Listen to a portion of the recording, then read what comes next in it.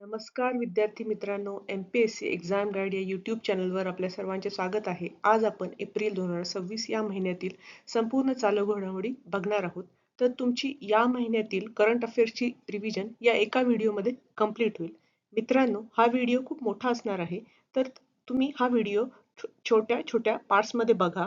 आणि मित्रांनो, तुम्हाला जर हा व्हिडिओ आवडला असेल तर या व्हिडिओला नक्की लाईक करा.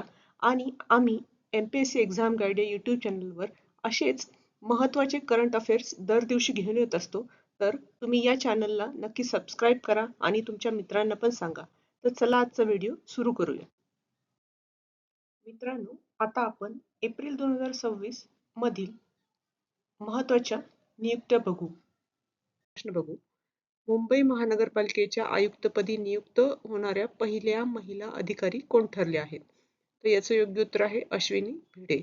परीक्षेसाठी हा महत्त्वाचा प्रश्न आहे, कारण की या पहिल्या महिला अधिकारी आहेत मुंबई महानगरपालिकेच्या, जे आयुक्तपदी नियुक्त झाले आहेत. तर अश्विनी भिडे यांची मुंबई महानगरपालिकेच्या नवीन आयुक्तपदी नियुक्ती करण्यात आली. मुंबई महानगरपालिकेच्या इतिहासात या पदावर बसणाऱ्या त्या पहिल्या महिला अधिकारी आहेत. भिडे या भारतीय प्रशासकीय सेवेतील 1995 तुकडीतील अधिकारी आहेत आणि त्यांनी सेवानिवृत्त झालेले आयुक्त भूषण गगरानी यांची जागा घेऊन 31 मार्च 2026 रोजी हा पदभार स्वीकारला. तसेच त्यांनी यापूर्वीही मुंबई महानगरपालिकेच्या अतिरिक्त आयुक्तपदी मुंबई मेट्रो रेल्वे कॉर्पोरेशनमध्ये महत्त्वपूर्ण जबाबदाऱ्या पार पडल्या आहेत. तर हा एक परीक्षेदृष्टीने महत्त्वाचा प्रश्न आहे. अश्विनी भिडे हे नाव तुम्ही लक्षात ठेवा. राष्ट्रपती द्रौपदी मुर्मू यांनी अलीकडेच राज्यसभेवर कोणाची नियुक्ती केली आहे? त्याचे योग्य उत्तर आहे हरिवंश नारायण सिंग. हरिवंश नारायण सिंग. तर हा परीक्षेदृष्टीने महत्त्वाचा प्रश्न आहे, हा तुम्ही लक्षात ठेवा. राष्ट्रपती द्रौपदी मुर्मू यांनी अनुभवी संसदपटू हरिवंश नारायण सिंग यांची राज्यसभेवर नियुक्ती केली. माजी सरन्यायाधीश रंजन गोगोई यांच्या निवृत्तीमुळे रिक्त झालेल्या जागेवर त्यांची नियुक्ती करण्यात आली आहे. तर ही नियुक्ती राज्यघटनेच्या कलम 80 अंतर्गत करण्यात आली आहे. तर हे पण तुम्ही लक्षात ठेवा, कलम 80, ज्यानुसार राष्ट्रपतींना 12 सदस्यांची नियुक्ती करण्याचा अधिकार असतो. तर कलम 80 अंतर्गत 12 सदस्यांची नियुक्ती करण्याचा राष्ट्रपतींना अधिकार असतो. तर हरिवंश नारायण सिंग यांनी यापूर्वी राज्यसभेचे उपसभापती म्हणूनही महत्त्वाची जबाबदारी पार पडली आहे. चला आपण पुढील प्रश्न बघू. भारताची पहिली LGBTQ खासदार म्हणून कोणाची निवड झाली आहे? त्याचे उत्तर आहे मेनका गुरुस्वामी. मेनका गुरुस्वामी. तर सर्वोच्च न्यायालयाच्या वरिष्ठ वकील मेनका गुरुस्वामी यांनी राज्यसभेच्या पहिल्या LGBTQ सदस्य म्हणून शपथ घेऊन इतिहास रचला आहे. तर 2018 मध्ये समलैंगिकतेला गुन्हेगारीमुक्त करणाऱ्या कलम 377 च्या ऐतिहासिक खटल्यात त्यांनी महत्त्वाची भूमिका बजावली होती. त्यांनी ऑक्सफर्ड आणि हार्वर्ड विद्यापीठातून कायद्याचे शिक्षण घेतले आहे. तर हा एक महत्त्वाचा प्रश्न आहे, हा परीक्षेत येऊ शकतो, की भारताची पहिली LGBTQ राज्यसभा खासदार म्हणून कोणाची निवड झाली आहे?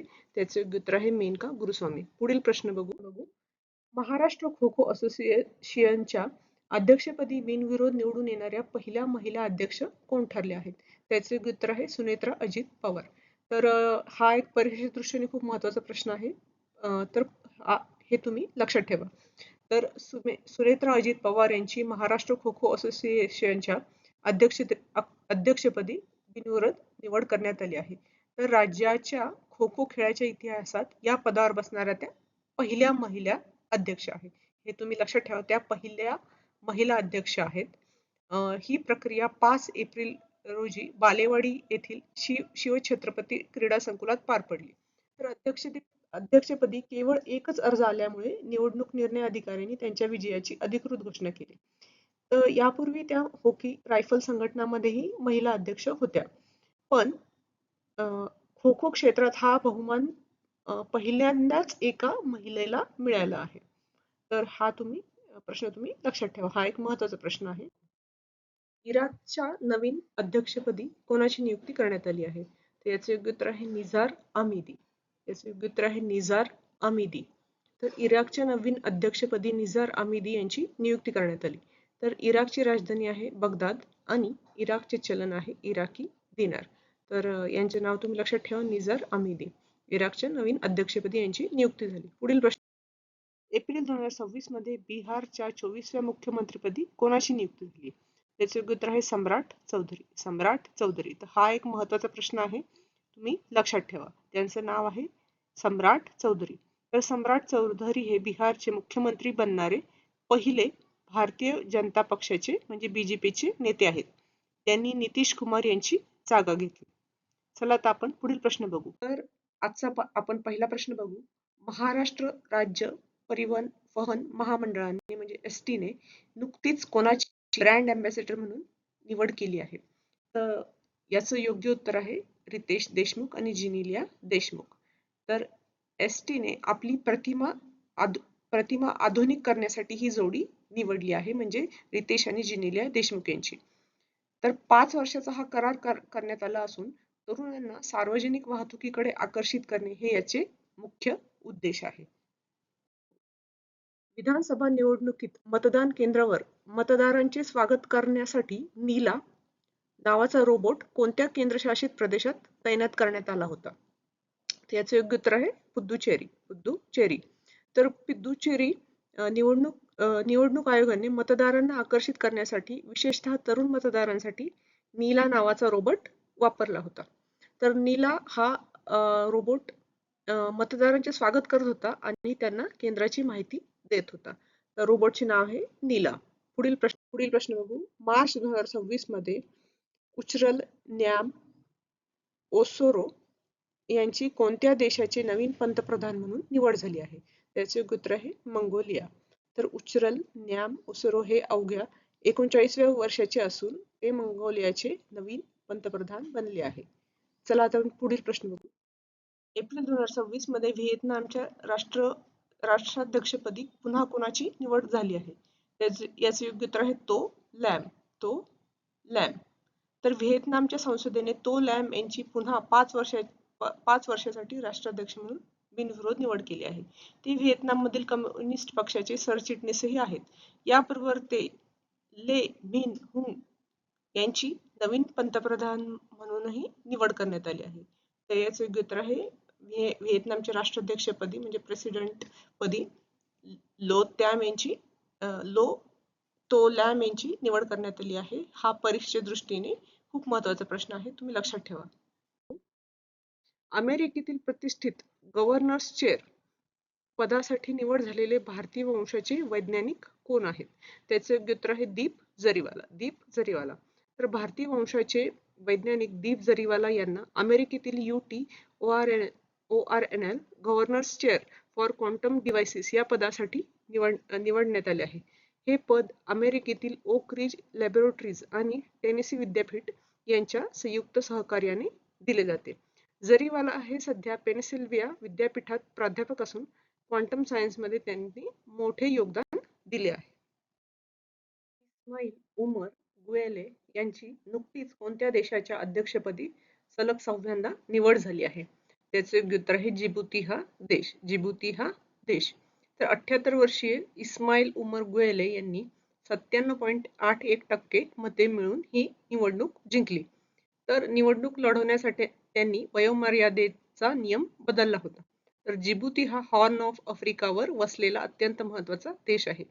तर हे आहे आफ्रिका खंड आणि हा जो देश आहे इथे हा आहे जिबुती हा देश.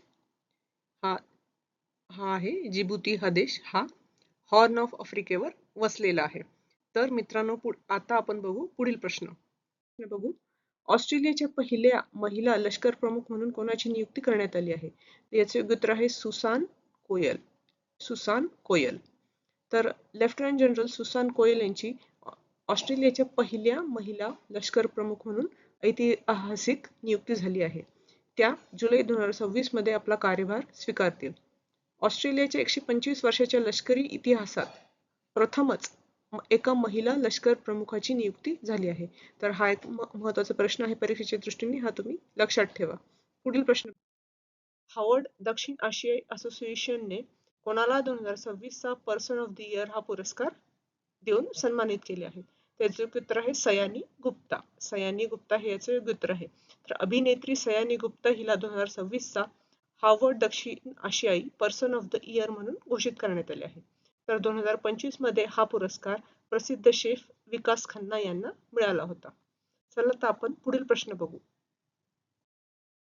राज्यसभेच्या उपसभापतीपदी सलग तिसऱ्यांदा कोणाची बिनविरोध निवड झाली आहे? राज्यसभेच्या उपसभापतीपदी कोणाची सलग तिसऱ्यांदा निवड झाली आहे? तर याचे योग्य उत्तर आहे हरिवंश नारायण सिंह. हरिवंश नारायण सिंह. तर हा एक महत्त्वाचा प्रश्न आहे, परीक्षेच्या दृष्टीने हा तुम्ही लक्षात ठेवा. हरिवंश नारायण सिंह यांची सलग तिसऱ्यांदा राज्यसभेच्या उपसभापतीपदी बिनविरोध निवड झाली आहे. ते या पदावर विराजमान होणारे राज्यसभेचे पहिले नॉमिनेटेड सदस्य ठरले आहेत. त्यांचा प्रस्ताव राज्यसभेतील सभागृह नेते जे.पी. नड्डा यांनी मांडला होता. राजकारणात येण्यापूर्वी हरिवंश नारायण सिंह हे प्रभात खबर या वृत्तपत्राचे संपादक होते. ते त्यांच्या निष्पक्ष कामासाठी ओळखले जातात. तर हा एक महत्त्वाचा प्रश्न आहे, हा तुम्ही लक्षात ठेवा. हरिवंश नारायण सिंह राज्यसभेच्या उपसभापतीपदी त्यांची सलग तिसऱ्यांदा बिनविरोध निवड झाली आहे. बघू. 1 सप्टेंबर 2026 पासून ऍपल कंपनीचे नवीन CEO म्हणून कोणाची नियुक्ती जाहीर झाली आहे? तर याचे योग्य उत्तर आहे जॉन टर्नस. जॉन टर्नस याचे योग्य उत्तर आहे. तर जॉन टर्नस हे टिम कुक यांची जागा घेतील आणि 1 सप्टेंबर 2026 पासून पदभार स्वीकारतील. टिम कुक आता कंपनीचे कार्यकारी अध्यक्ष म्हणजे एक्झिक्युटिव्ह चेअरमन म्हणून काम पाहतील. उत्तर प्रदेश उच्च न्यायालयाच्या पहिल्या महिला मुख्य न्यायाधीश म्हणून कोणाची नियुक्ती करण्यात आली आहे? तर याचे योग्य उत्तर आहे लिसा गिल. Lisa gill. तर न्यायमूर्ती लिसा गिल या आंध्र प्रदेश उच्च न्यायालयाच्या पहिल्या महिला मुख्य न्यायाधीश ठरल्या आहेत. तर चला आता आपण पुढील प्रश्न बघू. तर पहिला प्रश्न आहे, नीती आयोगाचे नवीन उपाध्यक्ष म्हणून कोणाची नियुक्ती करण्यात आली आहे? तर याचं योग्य उत्तर आहे डॉक्टर अशोक लाहिरी. तर हा एक महत्त्वाचा प्रश्न आहे, हा येणाऱ्या परीक्षेत नक्की येऊ शकतो की नीती आयोगाचे नवीन उपाध्यक्ष म्हणून कोणाची नियुक्ती करण्यात आली आहे? त्याचं योग्य उत्तर आहे अशोक लाहिरी. डॉक्टर अशोक लाहिरी हे माजी मुख्य आर्थिक सल्लागार आहेत. त्यांनी सुमन बेरी यांची जागा घेतली आहे आणि शास्त्रज्ञ गोवर्धन दास यांची नीती आयोगाचे पूर्णवेळ सदस्य म्हणूनही नियुक्ती झाली आहे. तर हा एक महत्त्वाचा प्रश्न आहे परीक्षेसाठी, हा तुम्ही लक्षात ठेवा. चला आपण पुढील प्रश्न बघू. संयुक्त राष्ट्रांच्या आर्थिक, सामाजिक आणि सांस्कृतिक हक्क समिती म्हणजे CESCR वर कोणाची पुन्हा निवड झाली आहे? त्याचे योग्य उत्तर आहे प्रीती सरन. प्रीती सरन. तर CESCR चा फुल फॉर्म आहे committee on economic, social and cultural rights. तर भारताच्या राजदूत प्रीती सरन यांची 2027 ते 2030 या काळासाठी या महत्त्वाच्या समितीवर फेरनिवड झाली आहे. यामुळे संयुक्त राष्ट्रांच्या मानवी हक्क संस्थांमध्ये भारताचे स्थान अधिक मजबूत होईल. चला आता आपण पुढील प्रश्न बघू. एप्रिल 2026 मध्ये बांगलादेशमध्ये भारताचे नवीन उच्चायुक्त म्हणून कोणाची नियुक्ती करण्यात आली आहे? त्याचे योग्य उत्तर आहे दिनेश त्रिवेदी. दिनेश त्रिवेदी. तर हा पण एक महत्त्वाचा प्रश्न आहे, तर हा तुम्ही लक्षात ठेवा. माजी केंद्रीय मंत्री दिनेश त्रिवेदी यांची बांगलादेशमध्ये भारताचे नवीन उच्चायुक्त म्हणून नियुक्ती झाली आहे. तर सामान्यतः हे पद वरिष्ठ परराष्ट्र सेवा अधिकाऱ्यांना दिले जाते. म्हणजे हाय कमिशनर हे जे पद आहे, तर हे जे पद आहे हे वरिष्ठ परराष्ट्र सेवा म्हणजे IFS अधिकाऱ्यांना दिले जाते. परंतु सरकारने यावेळी एक अनुभवी राजकीय नेत्याची यासाठी निवड केली आहे. तर दिनेश त्रिवेदी हे यापूर्वी भारताचे रेल्वे मंत्री आणि आरोग्य राज्यमंत्री म्हणून त्यांनी काम केले आहे. तर हा एक महत्त्वाचा प्रश्न आहे परीक्षेच्या दृष्टीने, हा तुम्ही लक्षात ठेवा. पुढील प्रश्न बघू. एप्रिल 2026 मध्ये हंगेरीच्या नवीन पंतप्रधानपदी कोणाची निवड करण्यात आली आहे? त्याचे उत्तर आहे पीटर माग्यार. पीटर माग्यार. तर पीटर माग्यार यांची हंगेरीच्या नवीन पंतप्रधानपदी निवड करण्यात आली आहे. त्यांच्या टिझा या पक्षाने 199 जागांच्या संसदेत 138 जागा जिंकून मोठा विजय मिळवला आहे. तर हे तुम्ही नाव लक्षात ठेवा. चला आता आपण पुढील प्रश्न बघू. US आर्मी वॉर कॉलेजच्या international fame hall of fame मध्ये कोणाचा समावेश झाला आहे? तर US आर्मी वॉर कॉलेजच्या इंटरनॅशनल हॉल ऑफ फेम मध्ये कोणाचा समावेश झाला आहे? तर याचे योग्य उत्तर आहे जनरल उपेंद्र द्विवेदी. जनरल उपेंद्र द्विवेदी. तर ते भारतीय लष्कराचे प्रमुख आहेत. हा सन्मान मिळवणारे ते तिसरे भारतीय अधिकारी ठरले आहेत. याआधी हा सन्मान कोणाला भेटला होता? तर जनरल VK सिंग आणि जनरल विक्रम सिंग यांना हा सन्मान भेटला होता. तर त्याच्यानंतर हा सन्मान जनरल उपेंद्र द्विवेदी यांना भेटला आहे. तर हा पुरस्कार उत्कृष्ट लष्करी नेतृत्वासाठी दिला जातो. तर हा एक महत्त्वाचा प्रश्न, हा तुम्ही लक्षात ठेवा परीक्षेच्या दृष्टीने. जनरल उपेंद्र द्विवेदी हे याचं योग्य उत्तर आहे. भ्रष्टाचाराच्या आरोपांमुळे अलीकडेच कोणत्या उच्च न्यायालयाच्या न्यायाधीशाने आपला राजीनामा राष्ट्रपतींकडे सोपवला? तर याचे योग्य उत्तर आहे न्यायमूर्ती यशवंत वर्मा. न्यायमूर्ती यशवंत वर्मा. तर दिल्ली उच्च न्यायालयाचे माजी न्यायाधीश यशवंत वर्मा यांनी राष्ट्रपती द्रौपदी मुर्मू यांच्याकडे आपला राजीनामा दिला. त्यांच्या दिल्लीच्या निवासस्थानी जळालेली रोख रक्कम सापडल्याने हा वाद निर्माण झाला होता. राजीनामा देण्यापूर्वी त्यांची बदली अहमदाबाद उच्च न्यायालयातही करण्यात आली होती. चला आपण आता पुढील प्रश्न बघू. मित्रांनो, आता आपण एप्रिल 2026 मधील महत्त्वाचे पुरस्कार ज्यांना मिळाले ते आपण बघू. चला आता आपण पहिला प्रश्न बघू. विस्डेनने women's cricketer of the year म्हणून कोणत्या भारतीय खेळाडूची निवड केली आहे? त्याचे योग्य उत्तर आहे दीप्ती शर्मा. दीप्ती शर्मा. तर हा एक महत्त्वाचा प्रश्न आहे. हा एक परीक्षेत येऊ शकतो. Women's cricketer of the year Deepti Sharma यांना हा पुरस्कार मिळाला आहे.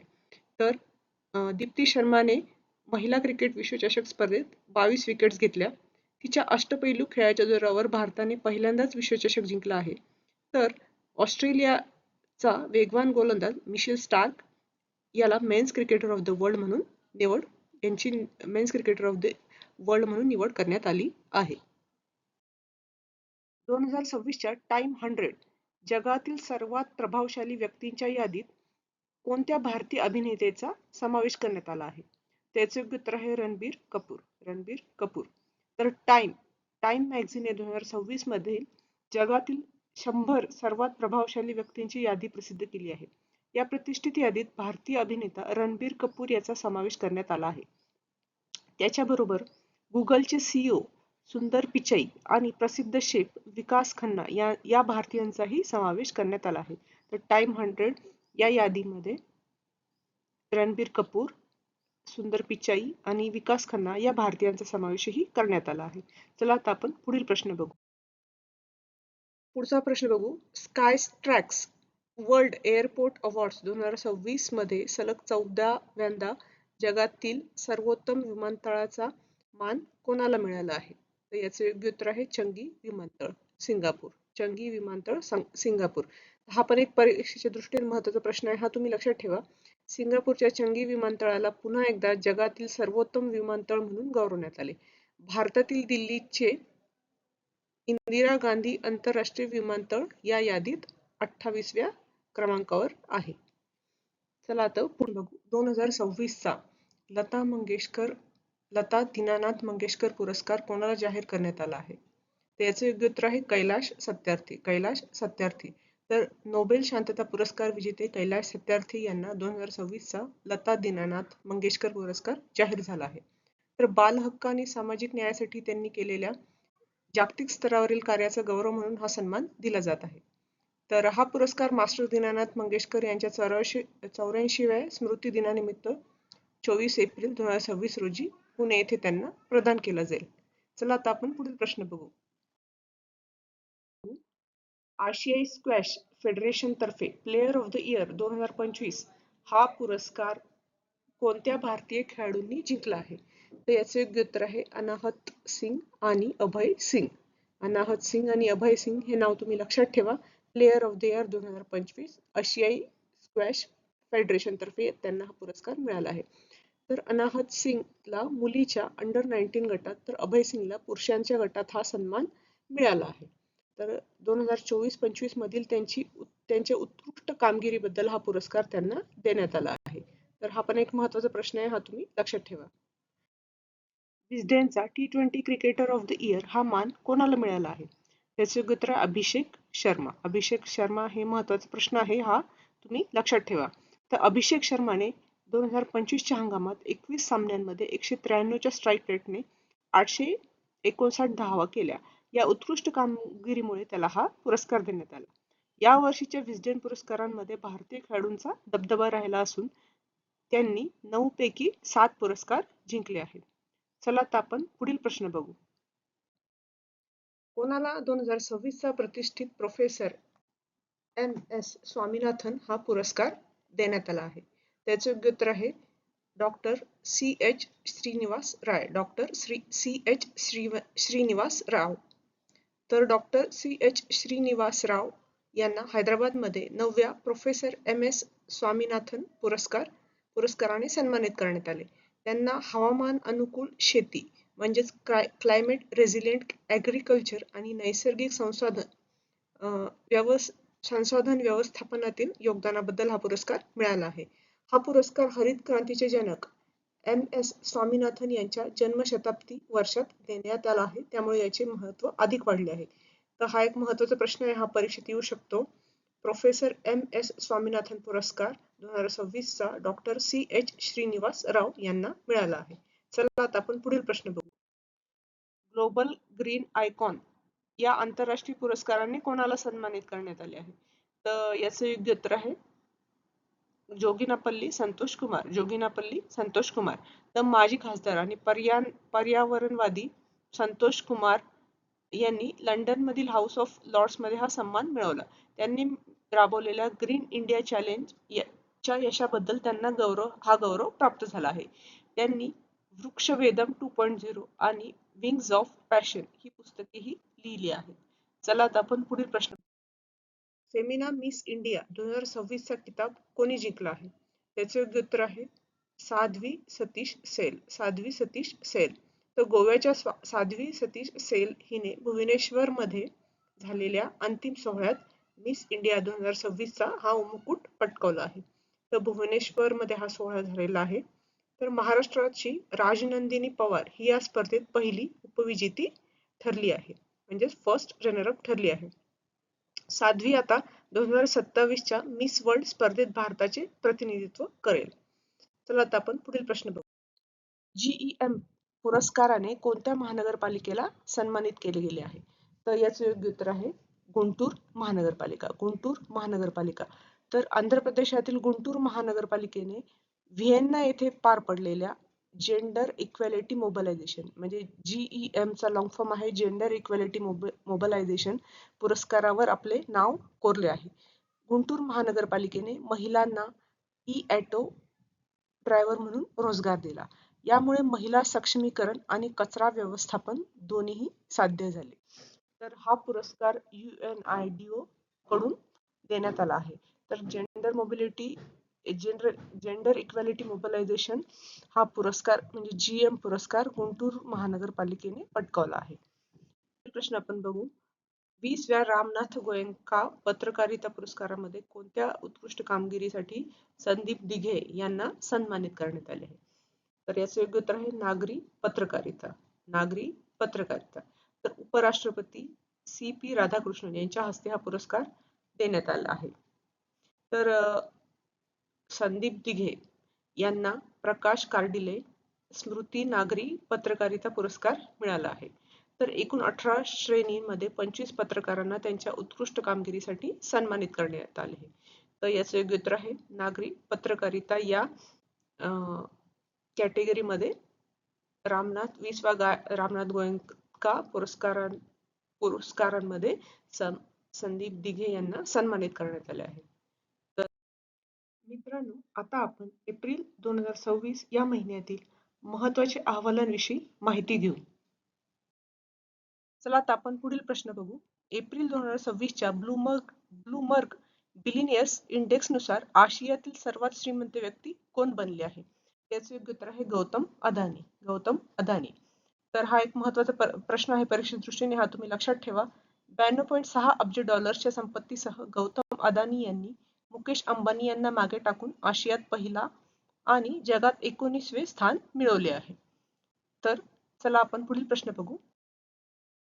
द वेल्थ रिपोर्ट 2026 नुसार भारतात अतिश्रीमंत लोकांच्या संख्येत भारत हा कितव्या क्रमांकावर आहे? तर अतिश्रीमंत लोकांच्या संख्येत भारत हा 6व्या क्रमांकावर आहे. तर भारत अतिश्रीमंत लोकांच्या संख्येत जगात 6व्या क्रमांकावर आहे. मात्र केवळ म्हणजेच अब्जाधीशांच्या म्हणजे बिलियनियर्सच्या संख्येत भारत हा जगातील 3रा मोठा देश आहे. चला आपण पुढील प्रश्न बघू. नॅशनल स्टॅटिक्स ऑफिसने प्रसिद्ध केलेल्या एनर्जी स्टॅटिक्स इंडिया 2026 अहवालानुसार भारताच्या एकूण अक्षय ऊर्जा क्षमतेमध्ये कोणत्या स्रोताचा वाटा सर्वाधिक म्हणजे 71% आहे? तर याचं योग्य उत्तर आहे सौर ऊर्जा. तर 31 मार्च 2025 पर्यंत भारताची एकूण अक्षय ऊर्जा क्षमता 47,04,043 मेगावॉट इतकी होती. तर यामध्ये सौर ऊर्जेचा सर्वाधिक वाटा म्हणजे सुमारे 71% आहे. त्यानंतर पवन ऊर्जा आणि मोठ्या जलविद्युत प्रकल्पांचा क्रमांक लागतो. त्याचे योग्य उत्तर आहे सौर ऊर्जा. तर मित्रांनो, आता आपण एप्रिल या महिन्याच्या योजना या विषयावरील चालू घडामोडी बघू.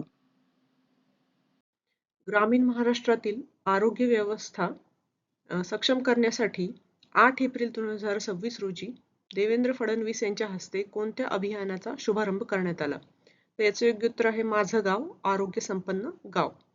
तर जागतिक आरोग्य दिनानिमित्त ग्रामीण जनतेला त्यांच्या उंबरठ्यावर दर्जेदार आरोग्य सुविधा मिळाव्यात या उद्देशानं हे अभियान सुरू करण्यात आलं आहे.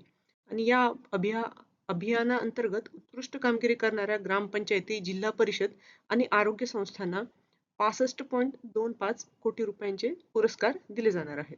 तर यामध्ये केवळ उपचारांवरच नव्हे तर स्वच्छता, शुद्ध पाणी आणि प्रतिबंधात्मक उपाययोजनांवरही भर दिला जाईल.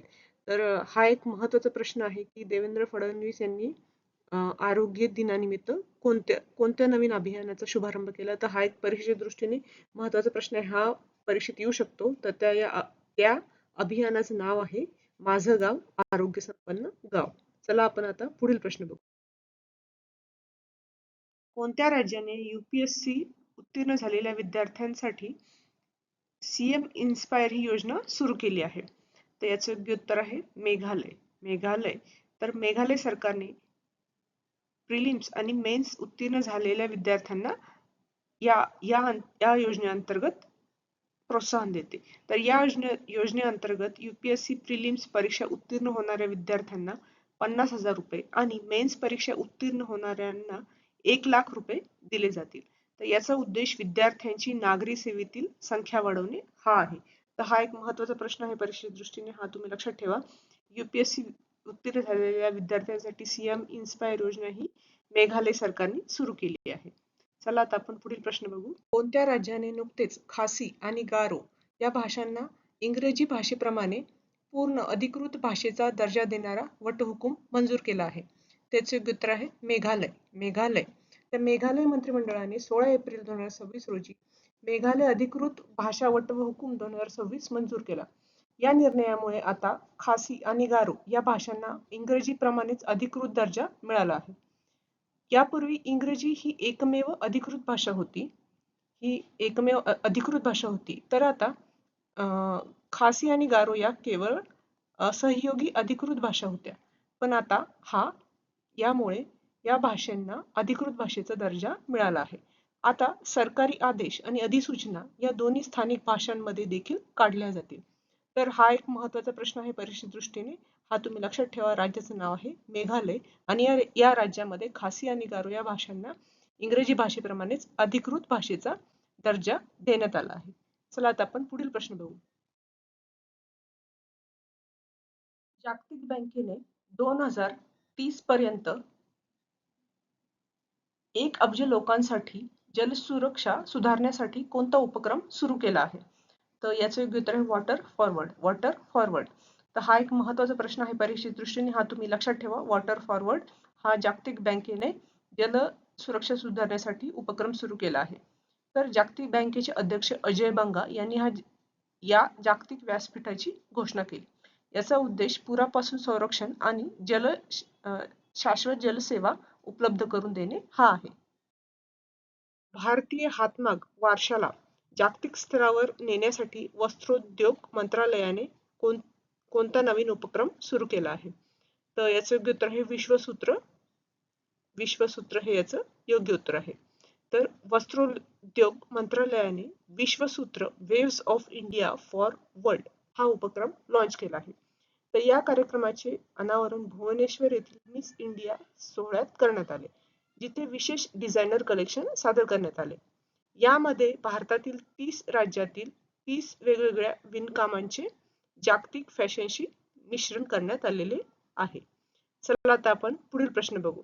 2026 मध्ये गृह मंत्रालयाला सोपवण्यात आलेल्या प्रज्ञा या यंत्रणेचे मुख्य कार्य काय आहे? त्याचे योग्य उत्तर आहे सॅटेलाइट इमेजिंग आणि रिअल टाइम देखरेख, सुरक्षा देखरेख. तर प्रज्ञा ही आर्टिफिशियल इंटेलिजन्सवर आधारित एक सॅटेलाइट इमेजिंग यंत्रणा आहे. ही यंत्रणा संरक्षण संशोधन आणि विकास संस्थेच्या म्हणजे DRDOने विकसित केली आहे. तर याचा वापर देशाची अंतर्गत सुरक्षा मजबूत करण्यासाठी आणि विशेषतः देखरेख आणि दहशतवाद विरोधी मोहिमांमध्ये केला जाणार आहे. तर याचा वापर अंतर्गत सुरक्षा मजबूत करण्यासाठी आणि दहशतवाद विरोधी मोहिमांमध्ये केला जाणार आहे. तर हे सुरक्षा दलांना रिअल टाइम व्हिज्युअल माहिती आणि संशयास्पद हालचालींची त्वरित सूचना देण्यास मदत करेल. तर गृह मंत्रालयाला सोपवण्यात आलेल्या यंत्रणेचे नाव आहे प्रज्ञा, जे सॅटेलाइट इमेजिंग आणि रिअल टाइम सुरक्षा देखरेख करेल. चला आता आपण पुढील प्रश्न. निर्यातदारांना मदत करण्यासाठी रिलीफ योजनेअंतर्गत कोणत्या नवीन देशाचा समावेश करण्यात आला आहे? त्याचे योग्य उत्तर आहे इजिप्त आणि जॉर्डन. इजिप्त आणि जॉर्डन. तर भारत सरकारने रिलीफ योजनेची व्याप्ती वाढवून त्यात इजिप्त आणि जॉर्डन या देशांचा समावेश केला आहे. पश्चिम आशियातील भूराजकीय तणावामुळे निर्यातदारांना येणाऱ्या अडचणी कमी करणे हे याचे मुख्य उद्दिष्ट आहे. तर हे याचं मुख्य उद्दिष्ट आहे. यामुळे भारतीय निर्यातदारांना सुरक्षित व्यापार करणे सोपे होईल. चला आता आपण पुढील प्रश्न बघू. वंदे मातरमला 150 वर्षे पूर्ण झाल्या निमित्त कोणती चित्रपट निर्मिती स्पर्धा सुरू झाली आहे? तर याचं योग्य उत्तर आहे VM फ्रेम्स. VM frames. तर बंकिमचंद्र चट्टोपाध्याय यांनी 1875 मध्ये वंदे मातरम लिहिले. तर त्याच्या 150व्या वर्षानिमित्त ही स्पर्धा सुरू झाली आहे. तर यात ही तरुणांसाठी खास स्पर्धा असून यात 3 प्रकार आहेत. तर 1 मिनिटाचे रील्स, 5 मिनिटाचा AI चित्रपट आणि 15 मिनिटांचे लघुपट. तर वंदे मातरमला 150 वर्षे पूर्ण झाल्यानंतर VM फ्रेम्स ही चित्रपट निर्मिती स्पर्धा सुरू झाली आहे. चला आपण पुढील प्रश्न बघू. महाराष्ट्र सरकारने कोणते नवीन धोरण मंजूर केले आहे? तर याचे योग्य उत्तर आहे CBG धोरण. CBG धोरण 2026. तर या धोरणाद्वारे ओल्या कचऱ्यापासून बायोगॅस तयार केला जाईल. तर मिथेन उत्सर्जन कमी करणे आणि स्वच्छ ऊर्जा निर्मिती हा याचा उद्देश आहे. आणि हे गोबर्धन या योजनेशी सुसंगत आहे. केंद्र सरकारच्या गोबर्धन या योजनेशी सुसंगत आहे. सेबीने गुंतवणूकदार जागरूकतेसाठी कोणती मोहीम सुरू केली आहे? सेबीने कोणती मोहीम सुरू केली आहे गुंतवणूकदार जागरूकतेसाठी? तर याचे योग्य उत्तर आहे मिशन जागरूक. मिशन जागरूक हे याचं योग्य उत्तर आहे. तर ही मोहीम गुंतवणूकदारांना फसवणुकीपासून वाचवण्यासाठी तयार करण्यात केली आहे. तर सायबर धोके टाळण्यासाठी याद्वारे मार्गदर्शन दिले जाते. चला आपण पुढील प्रश्न बघू. राष्ट्रीय महामार्ग प्राधिकरणाने महामार्गावर औषधी वनस्पतींची लागवड करण्यासाठी कोणते नवीन अभियान सुरू केले आहे? तर याचं योग्य उत्तर आहे आरोग्यवन. हा पण एक महत्त्वाचा प्रश्न आहे, तुम्ही लक्षात ठेवा. या अभियानाचा उद्देश महामार्गाच्या कडेला औषधी वनस्पती लावून जैवविविधता वाढवणे हा याचा उद्देश आहे. तर पहिल्या टप्प्यात मध्य प्रदेश, महाराष्ट्र, गुजरात आणि हरियाणासह इतर राज्यात 67,862 औषधी झाडे लावली जातील. यात कडुनिंब, आवळा, जांभूळ, चिंच यासारख्या 36 प्रकारच्या झाडांचा समावेश आहे. पुढील प्रश्न बघू. महाराष्ट्रातील युवकांना कौशल्य, प्रशिक्षण आणि नोकरीची माहिती देण्यासाठी कोणता AI चॅटबॉट सुरू केला गेला आहे? तर याचं योग्य उत्तर आहे महाचतुर AI. महाचतुर AI. तर हा एक महत्त्वाचा प्रश्न आहे. हा तुम्ही लक्षात ठेवा. महाचतुर AI हा चॅटबॉट युवकांना कौशल्य, नोकरी आणि व्यवसाय मार्गदर्शन देतो. हा WhatsAppवर उपलब्ध आहे आणि नोंदणी 15 मिनिटात पूर्ण होते. असा उपक्रम राबवणारे महाराष्ट्र हे देशातील पहिलेच राज्य आहे. तर हे तुम्ही लक्षात ठेवा. महाचतुर AI हा चॅटबॉट महाराष्ट्र सरकारने सुरू केला आहे युवकांना कौशल्य, प्रशिक्षण आणि नोकरीची माहिती देण्यासाठी. चला आपण पुढील प्रश्न बघू. भिक्षुकरी लोकांचे सर्वेक्षण आणि पुनर्वसनासाठी कोणते मोबाईल ॲप लॉन्च करण्यात आले आहे? तर याचं योग्य उत्तर आहे स्माईल बेकरी ॲप. तर हा एक महत्त्वाचा प्रश्न आहे. हा परीक्षेत येऊ शकतो. स्माईल बेकरी ॲप हे तुम्ही लक्षात ठेवा. भिक्षेकरी लोकांचे सर्वेक्षण आणि पुनर्वसनासाठी हे मोबाईल ॲप लॉन्च करण्यात आले आहे. तर चंदीगड येथे झालेल्या बैठकीत सामाजिक न्याय मंत्रालयाने हे ॲप लॉन्च केले आहे. हे ॲप देशातील 181 शहरांमध्ये भिक्षेकरी समुदायाची माहिती गोळा करण्यास मदत करेल आणि त्यांना निवारा, आरोग्य आणि कौशल्य प्रशिक्षण देण्यासही यामुळे मदत होते. आंध्र प्रदेश सरकारने 1 एप्रिल 2026 पासून हातमाग विणकरांसाठी किती युनिट मोफत वीज देण्याची घोषणा केली आहे? तर याचे योग्य उत्तर आहे 200 युनिट. तर हातमाग विणकरांना दरमहा 200 युनिट आणि पॉवरलूम ऑपरेटरना 500 युनिट मोफत वीज दिली जाईल. या योजनेसाठी राज्य सरकारने 150 कोटी रुपयांची तरतूद केली आहे. पंतप्रधान मुद्रा योजनेला 8 एप्रिल 2026 रोजी किती वर्षे पूर्ण झाली? त्याचे योग्य उत्तर आहे 2026 मध्ये पंतप्रधान मुद्रा योजनेला 11 वर्षे पूर्ण झाली. तर या योजनेची सुरुवात 8 एप्रिल 2015 रोजी पंतप्रधान नरेंद्र मोदी यांनी केली होती. तर ही योजना छोटे आणि सूक्ष्म उद्योजक म्हणजे नॉन फार्म एंटरप्रेनर्स यांना 10 लाख रुपयापर्यंतचे विनातारण कर्ज देते. तर हे 10 लाख रुपयांचे विनातारण कर्ज देते उद्योजकांना, छोटे आणि सूक्ष्म उद्योजकांना. तर या योजनेअंतर्गत आतापर्यंत 40 लाख कोटी रुपयांचे कर्ज वाटप करण्यात आले आहे. चला आता आपण पुढील प्रश्न बघू. मित्रांनो, आता आपण एप्रिल 2026 मधील महत्त्वाचे 3 विशेष बघू. पुढील प्रश्न बघू. पंतप्रधान नरेंद्र मोदी यांनी 2 एप्रिल 2026 रोजी नागरी सेवकांसाठी म्हणजे सिव्हिल सर्वंटसाठी कोणत्या राष्ट्रीय शिक्षण सप्ताहाचा शुभारंभ केला? याचे योग्य उत्तर आहे कर्मयोगी साधना सप्ताह 2026. कर्मयोगी साधना सप्ताह 2026. हा सप्ताह 2 ते 8 एप्रिल 2026 या कालावधीत आयोजित करण्यात आला आहे. मिशन कर्मयोगीच्या 5 वर्षाच्या टप्प्यानिमित्त याचे आयोजन करण्यात आले आहे. तंत्रज्ञान, परंपरा आणि ठोस परिणाम या 3 स्तंभावर हा कार्यक्रम आधारित आहे. 5 एप्रिल 2026 रोजी साजरा करण्यात आलेल्या 63व्या नॅशनल मॅरीटाईम डे म्हणजेच राष्ट्रीय सागरी दिनाची संकल्पना काय आहे? तर 2026च्या राष्ट्रीय सागरी दिनाची संकल्पना काय आहे? त्याचे योग्य उत्तर आहे maritime India empowering progress. Maritime India empowering progress.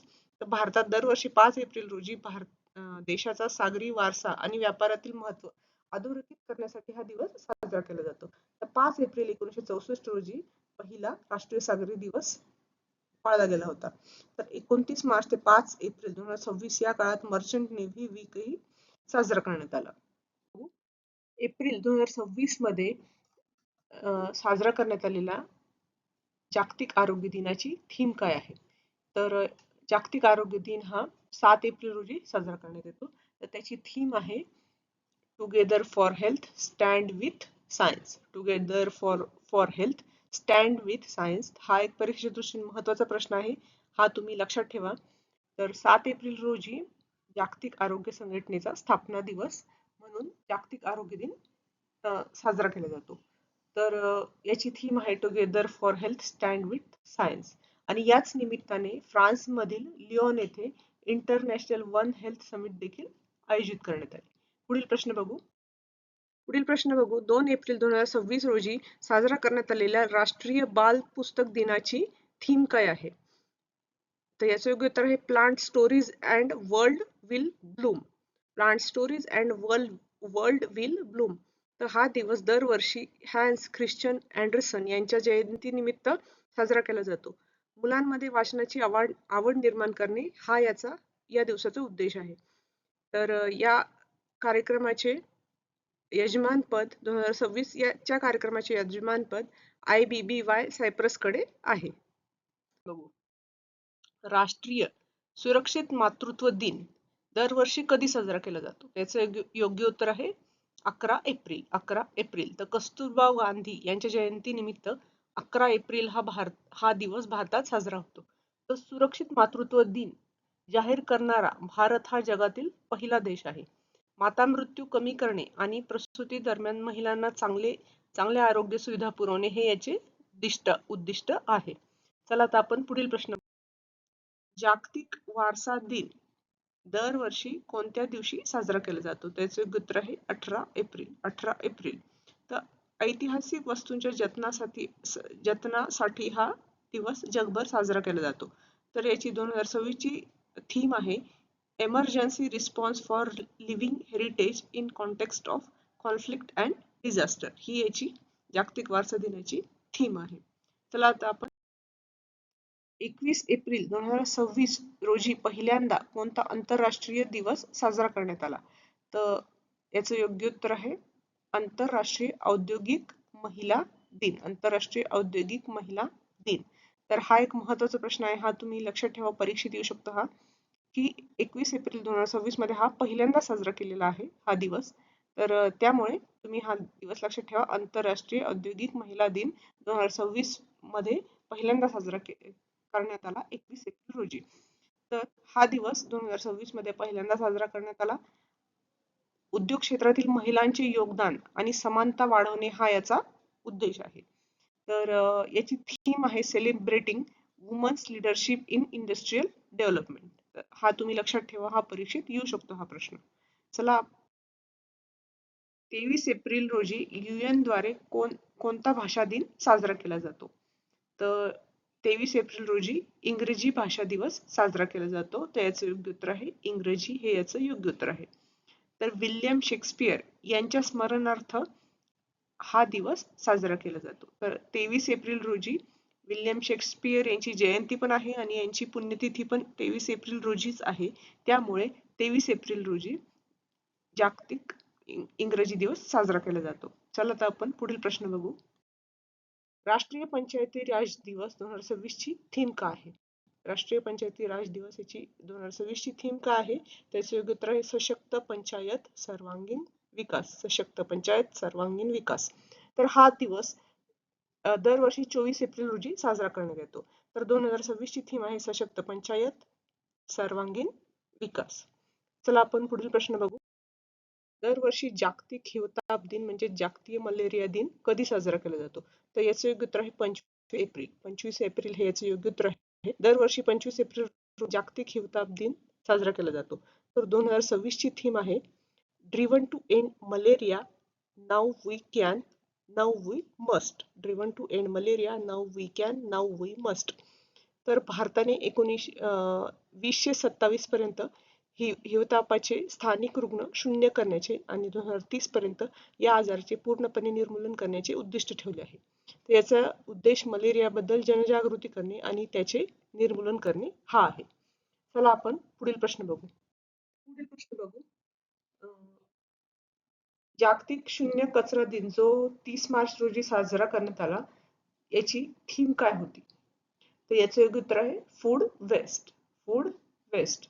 तर हा दिवस दरवर्षी 30 मार्च रोजी कचरा व्यवस्थापनाबाबत जागरूकता निर्माण करण्यासाठी साजरा केला जातो. तर 2026 ची याची थीम आहे फूड वेस्ट.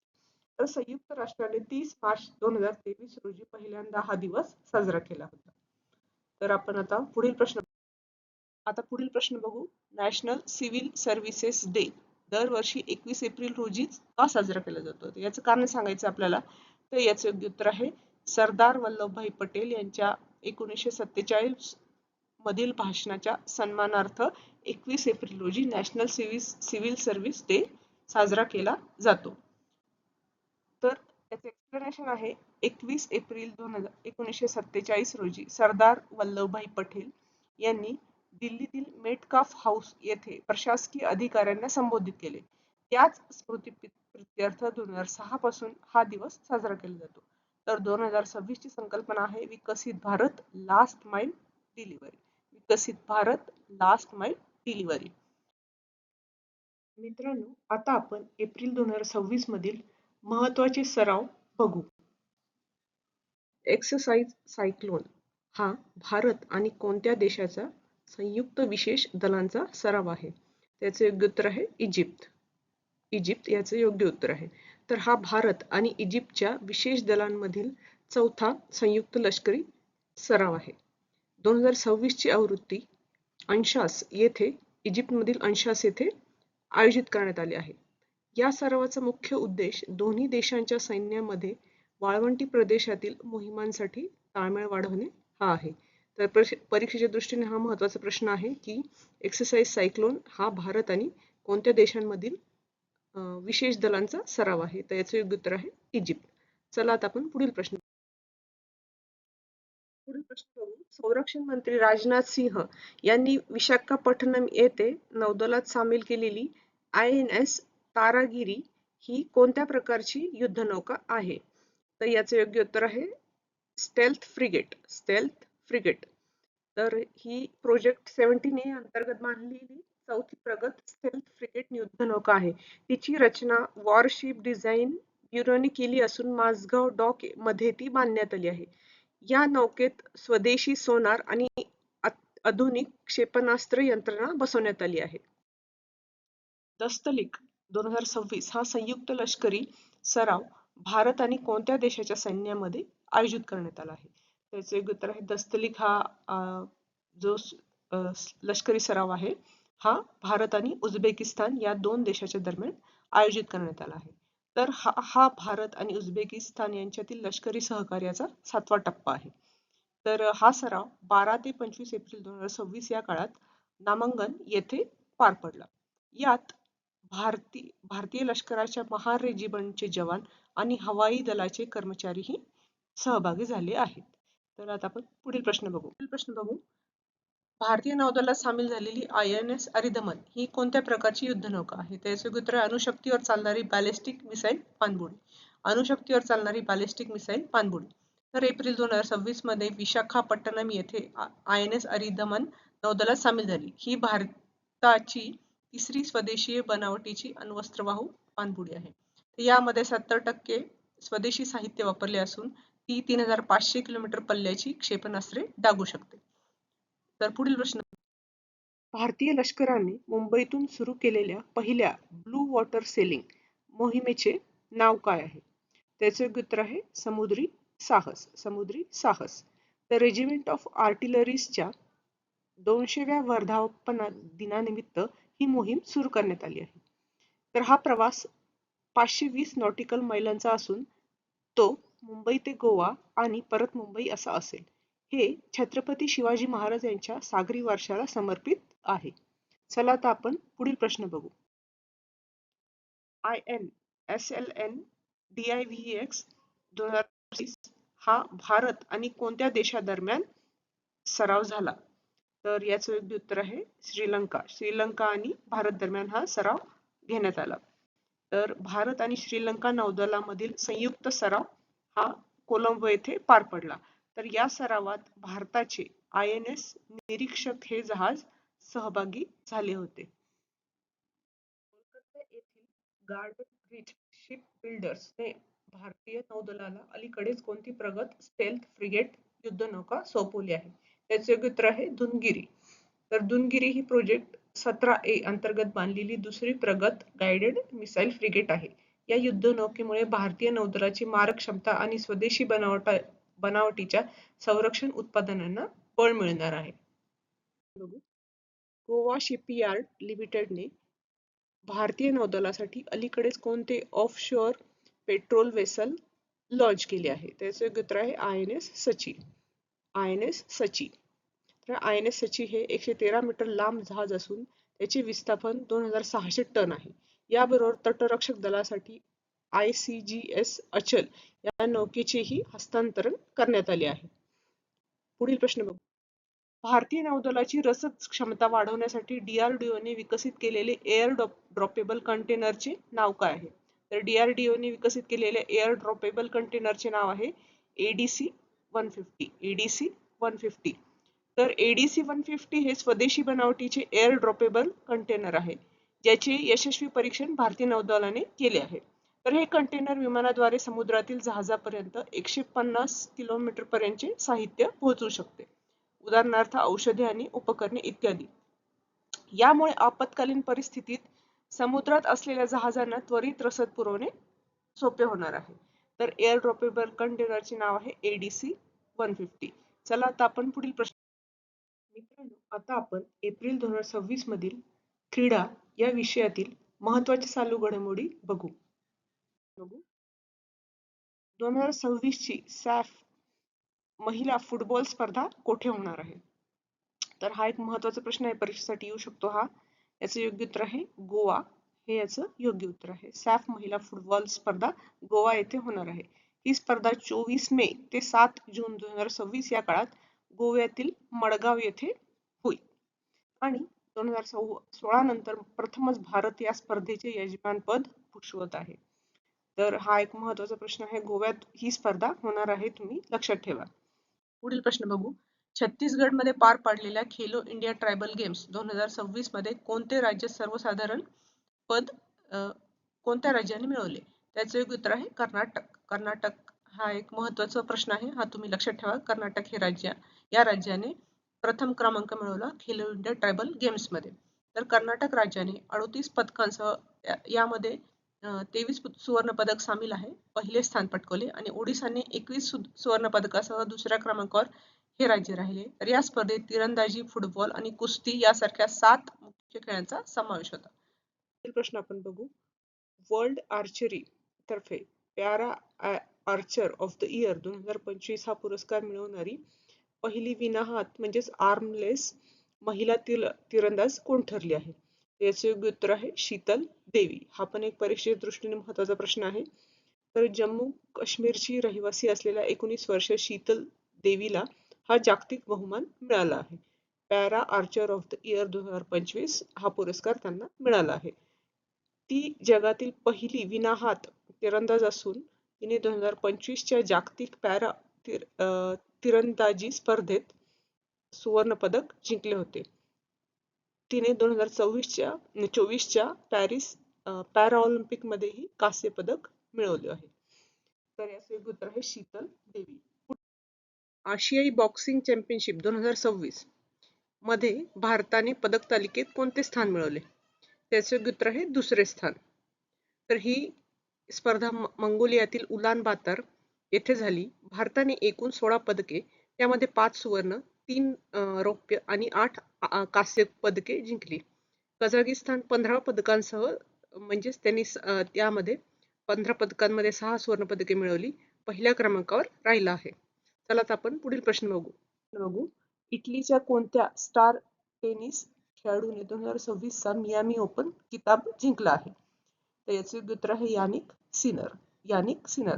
तर इटलीच्या यानिक सिनरने अंतिम सामन्याचे प्रजासत्ताकच्या खेळाडूचा पराभव केला. तर या विजयाबरोबर सिनरने सनशाईन डबल म्हणजे एकाच हंगामात इंडियन वेल्स आणि मियामी ओपन या दोन्ही स्पर्धा जिंकणे पूर्ण केले आहे. तर 2017 मध्ये रॉजर फेडरर नंतर एकाच हंगामात ही दोन्ही विजेतेपद जिंकणारा हा पहिला पुरुष खेळाडू ठरला आहे. ही दोन्ही स्पर्धा एकही सेट न गमावता सनशाईन डबल पूर्ण करणारा तो जगातील पहिला खेळाडू बनला आहे. यानिक सिनर हा जागतिक कामगिरी करणारा 8वा पुरुष खेळाडू ठरला आहे. त्याचे उत्तर आहे यानिक सिनर. ICC ने एप्रिल 2026 मध्ये पहिली महिला T20I चॅलेंज ट्रॉफी कोणत्या देशात लॉन्च केली आहे? त्याचे उत्तर आहे रवांडा. तर आंतरराष्ट्रीय क्रिकेट परिषदेने म्हणजेच ICC ने महिला क्रिकेटला प्रोत्साहन देण्यासाठी रवांडामध्ये महिला T20I चॅलेंज ट्रॉफी 2026 सुरू केली आहे. ही स्पर्धा 18 एप्रिल 2026 पासून रवांडाची राजधानी किगाली येथे सुरू झाली. यात रवांडा, इटली, नेपाळ, USA आणि वानुआतू हे 5 देश सहभागी झाले आहेत. हे सामने डबल राऊंड रॉबिन पद्धतीने खेळवले जाणार असून याचा उद्देश उदयोन्मुख देशातील महिला क्रिकेटपटूंना आंतरराष्ट्रीय अनुभव देणे हा आहे. चला आता आपण पुढील प्रश्न बघू. भारतीय ज्युनियर नेमबाजी संघाने कैरो, इजिप्त येथे झालेल्या ISSF ज्युनियर विश्वचषक 2026 मध्ये एकूण किती पदके जिंकली? तर याचे योग्य उत्तर आहे 16 पदके भारताने जिंकली. तर भारताने ISSF ज्युनियर विश्वचषक 2026 या स्पर्धेमध्ये 5 सुवर्ण, 6 रौप्य आणि 5 कांस्य पदकांसह पदक तालिकेत प्रथम स्थान मिळवले आहे. तर या स्पर्धेत 71 नेमबाजांसह भारताचा सर्वात मोठा संघ सहभागी झाला होता. तर या स्पर्धेत भारताने पदक तालिकेत प्रथम स्थान मिळवले आहे 16 पदकांसह. चला आपण पुढील प्रश्न. स्पेन मधील ग्रेनाडा येथे झालेल्या ISSF विश्वचषक 2026 मध्ये कोणत्या जोडीने सुवर्ण पदक जिंकून जागतिक विक्रम प्रस्थापित केला? तर याचे उत्तर आहे पलक आणि मुकेश नेलावल्ली. तर पलक आणि मुकेश नेलावल्ली यांनी 10 मीटर एअर पिस्तूल मिश्र संघ प्रकारात सुवर्ण पदक जिंकले. तर या जोडीने अंतिम फेरीत 887.7 गुण मिळवले, जो एक नवीन जागतिक विक्रम आहे आणि ज्युनियर जागतिक विक्रम ठरला आहे. चला तर आपण पुढील प्रश्न बघू. आशियाई कुस्ती चॅम्पियनशिप 2026 मध्ये 65 किलो वजनी गटात कोणत्या भारतीय खेळाडूने सुवर्ण पदक जिंकले? याचं योग्य उत्तर आहे सुजित कलकल. तर सुजित कलकलने 65 किलो फ्रीस्टाईल गटात सुवर्ण पदक जिंकले आहे.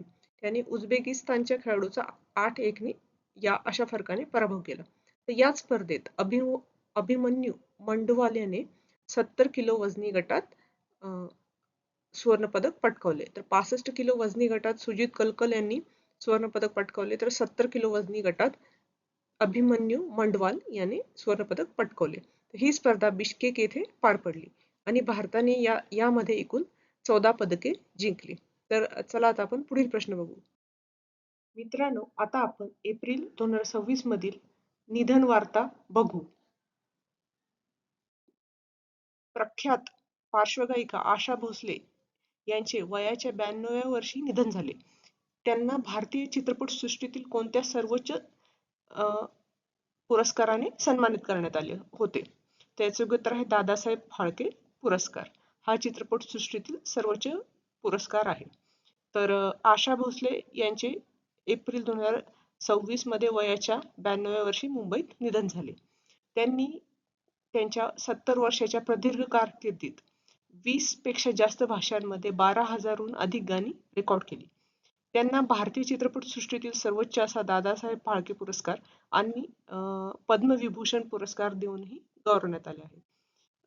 तर त्या शास्त्रीय संगीत, गझल, पॉप अशा सर्व गायनासाठी प्रसिद्ध होते. तर त्यांना कोणता महत्त्वाचा पुरस्कार मिळाला आहे चित्रपट सृष्टीतील? दादासाहेब फाळके पुरस्कार. चला आता आपण पुढील प्रश्न बघू. भारताला पहिला कसोटी विजय मिळवून देणाऱ्या संघातील शेवटचे हयात असलेले खेळाडू कोण होते, ज्यांचे नुकतेच निधन झाले आहे? तर याचे योग्य उत्तर आहे CD गोपीनाथ. तर CD गोपीनाथ हे भारताच्या 1952 मधील पहिल्या ऐतिहासिक कसोटी विजयातील शेवटचे हयात असलेले सदस्य होते. त्यांचे वयाच्या 96व्या वर्षी निधन झाले असून त्यावेळी ते जगातील सर्वात दुसरे वयोवृद्ध हयात कसोटी क्रिकेटपटू होते. तर भारताने आपला पहिला कसोटी विजय फेब्रुवारी 1952 मध्ये चेन्नई येथे इंग्लंड विरुद्ध मिळवला होता. तर या ऐतिहासिक सामन्यात गोपीनाथ यांनी फलंदाजी करताना 35 धावांचे महत्त्वाचे योगदान दिले होते. तर परीक्षेच्या दृष्टीने हा महत्त्वाचा प्रश्न आहे, हा तुम्ही लक्षात ठेवा. पुढील प्रश्न.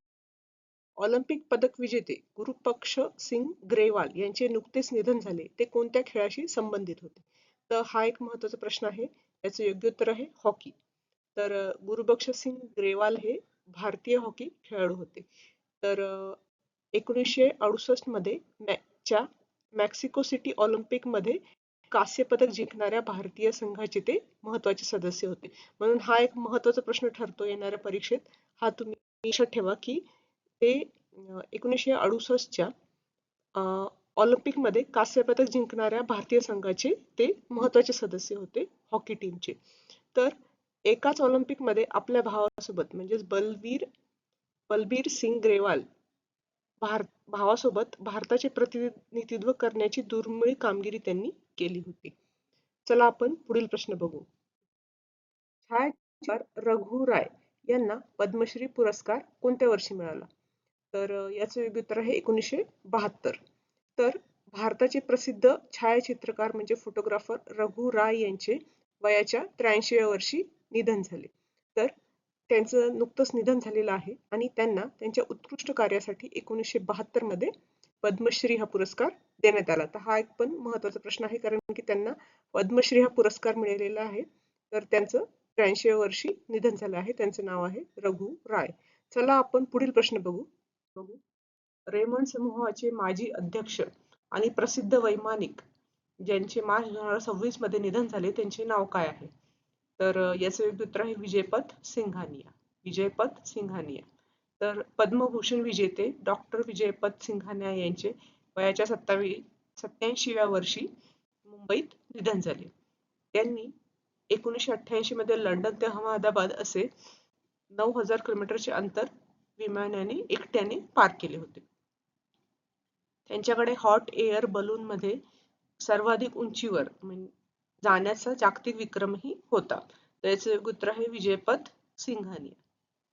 पुढील प्रश्न बघू. मार्च 2026 मध्ये निधन झालेले चंद्रिका प्रसाद संतोखी हे कोणत्या देशाचे माजी राष्ट्राध्यक्ष होते? याचे योग्य उत्तर आहे सुरिनाम. तर हा एक महत्वाचा प्रश्न आहे परीक्षेच्या दृष्टीने. हे नाव तुम्ही लक्षात ठेवा. सुरिनाम या देशाचे माजी राष्ट्राध्यक्ष चंद्रिका प्रसाद संतोखी. तर चंद्रिका प्रसाद संतोखी यांनी 2020 ते 25 या काळात सुरिनामचे राष्ट्राध्यक्ष म्हणून काम केले. ते भारतीय वंशाचे नेते असलेल्या संतोखी यांनी यांच्या कार्यकाळात भारतासोबतचे संबंध अधिक दृढ केले. त्यांना 2021 मध्ये भारत सरकारचा प्रवासी भारतीय सन्मान देऊनही गौरवण्यात आले होते. विशेष म्हणजे संस्कृतमध्ये राष्ट्राध्यक्ष पदाची शपथ घेणारे ते सुरिनामचे पहिले राष्ट्राध्यक्ष होते. एन रामचंद्रन यांचे अलीकडेच निधन झाले. त्यांनी कोणत्या संघटनेचे अध्यक्ष म्हणून काम केले होते? तर याचे ऑप्शन्स आहेत भारतीय ऑलिम्पिक संघटना, जागतिक स्क्वॅश फेडरेशन, वरील दोन्ही म्हणजे फर्स्ट अँड सेकंड आणि भारतीय क्रिकेट नियामक मंडळ. तर याचे योग्य उत्तर आहे वरील दोन्ही म्हणजे भारतीय ऑलिम्पिक संघटना आणि जागतिक स्क्वॅश फेडरेशन. तर एन रामचंद्रन हे भारतीय ऑलिम्पिक संघटना आणि जागतिक स्क्वॅश फेडरेशन या क्षेत्रातील महत्वाचे नेतृत्व होते.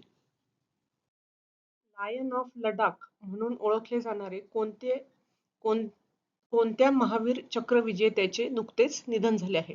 त्याचे उत्तर आहे कर्नल सोनम वांगचुक. कर्नल सोनम वांगचुक. तर कर्नल वांगचुक यांनी 1999च्या कारगिल युद्धादरम्यान शौर्य गाजवले होते. त्यांच्या स्मरणार्थ कारगिल युद्धानंतर सोनम 1 आणि सोनम 2 अशा दोन चौक्यांना त्यांचे नाव देण्यात आले. त्यांना भारताचा दुसरा सर्वोच्च शौर्य पुरस्कार म्हणजे महावीर चक्रही मिळाला होता. चला आता आपण पुढील प्रश्न बघू. नुकतेच निधन झालेले भगवानदास रायकवार कोणत्या क्षेत्राशी संबंधित होते? भगवानदास रायकवार कोणत्या क्षेत्राशी संबंधित होते? तर याचं योग्य उत्तर आहे बुंदेली युद्धकला म्हणजेच मार्शल आर्ट्स. तर त्यांना दाऊ या नावाने ओळखले जात असे. त्यांना 2026 मध्ये पद्मश्री हा पुरस्कार मिळाला होता.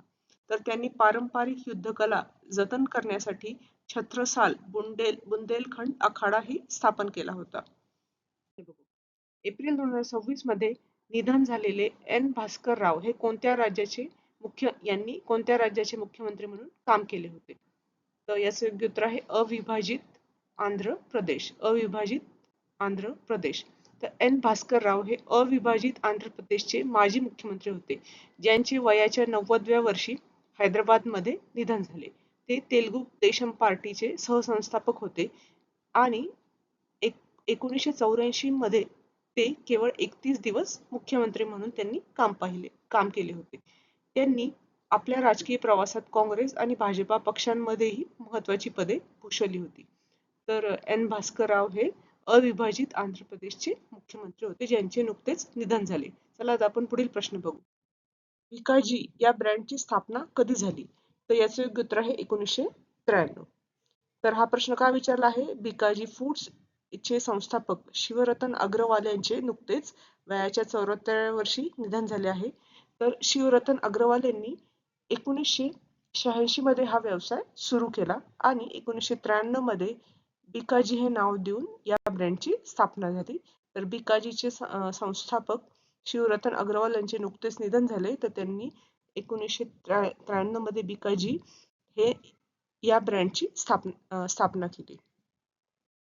मित्रांनो, आता आपण एप्रिल 2026 मधील महत्वाची कोणती पुस्तके प्रकाशित झाली त्याविषयी माहिती घेऊ. सीबीआयचे माजी संचालक आर के राघवन यांचे नुकतेच प्रसिद्ध झालेले आत्मचरित्र कोणते होते? तर अ रोड वेल ट्रॅव्हल्ड. अ रोड वेल ट्रॅव्हल्ड. तर हा एक परीक्षेच्या दृष्टीने महत्वाचा प्रश्न आहे. हे या पुस्तकाचे नाव तुम्ही लक्षात ठेवा. अ रोड वेल ट्रॅव्हल्ड. तर आर के राघवन यांच्या आत्मचरित्राची सुधारित आवृत्ती एप्रिल 2026 मध्ये चेन्नईत प्रसिद्ध करण्यात आली. यात त्यांच्या IPS पासून सीबीआय महासंचालक पदापर्यंतच्या प्रवासाचे वर्णन आहे. तर 1991 मध्ये राजीव गांधींची हत्या आणि त्यावेळेच्या सुरक्षा व्यवस्थेवरही त्यांनी या पुस्तकात भाष्य केले आहे. तर पुस्तकाचे नाव आहे अ रोड वेल ट्रॅव्हल्ड. पुढील प्रश्न बघू.